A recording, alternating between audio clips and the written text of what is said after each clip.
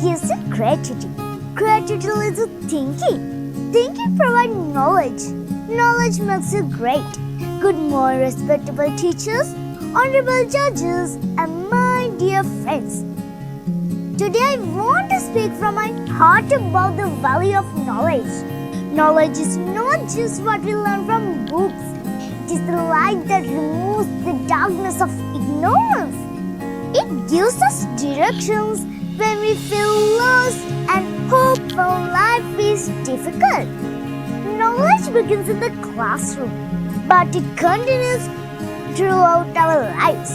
Our teachers, parents, and elders share their knowledge to shape our future.